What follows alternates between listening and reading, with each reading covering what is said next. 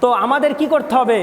সুন্নতে নববীর অনুসরণ আরও মজবুত করে ধরতে হবে, যাতে করে কেউ আমাদের অন্তর থেকে রাসূলের মহব্বত, রাসূলের প্রেম ভালোবাসা কি দূর করতে না পারে।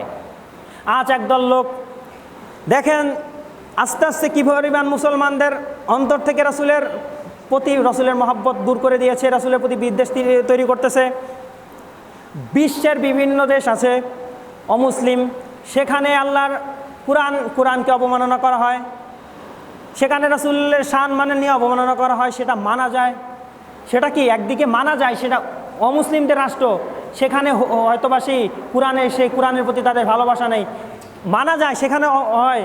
কিন্তু বাংলাদেশের মতন একটি দেশ যেখানে 95-96% মুসলমানের দেশ, সেখানে কি হয়?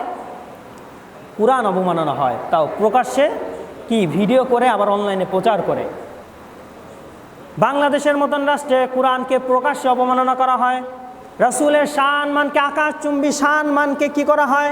অবমাননা করা হয়। তা রাসূলের শান মানের ক্ষেত্রে গাদ্দারি করা হয়, বিভিন্নভাবে রাসূলের শান মানে কটূক্তি করা হয়। অথচ আমার দেশের সরকার সেগুলো দেখে কোনো কথা বলে না, চুপ করে থাকে মুনাফিক সরকারের মতন।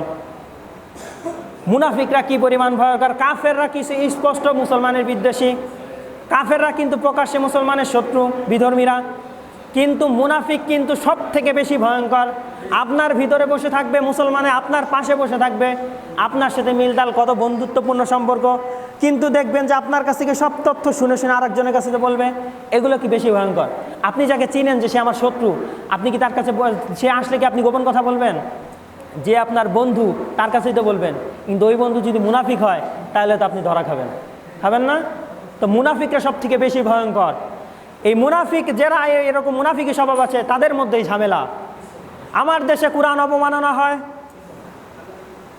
বিশ্ববিদ্যালয় থেকে, আর বিশ্ববিদ্যালয় প্রশাসন নাটক সাজায়।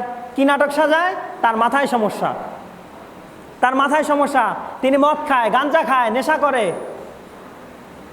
নাটক সাজায়।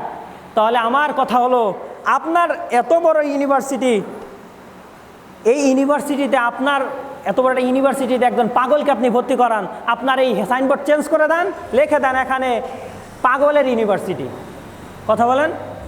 যে বিশ্ববিদ্যালয়ে কোরআন অবমাননা করার পরে বলেন সে পাগল, তার মাথায় সমস্যা, আপনি তাকে ভর্তি করাইছেন এত বড় একটা বিশ্ববিদ্যালয়ে, আপনি তাকে ভর্তি করিয়ে আপনি তাকে ছাত্রত্ব পরিচয় দিচ্ছেন, তাইলে আবার বলছেন সে পাগল। তাহলে আপনি লিখে দেন এটা ভালোদের কোনো ইউনিভার্সিটি না, এখানে পাগলা গারদ।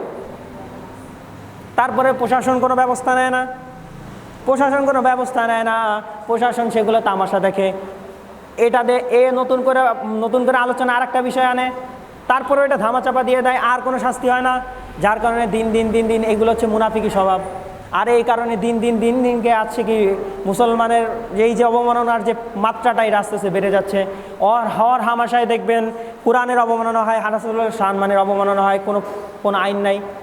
অথচ উচিত ছিল কি, রাসূলের শানমান, কোরআনের শানমানে যারা কথা বলবে, কটূক্তি করবে, তাদের হয় কল্লা কাটতে হবে, নাহলে যে পা দিয়ে কোরআনকে অবমাননা করছে সেই পা কি কেটে দিতে হবে। অথচ সেই শানমান কি আমাদের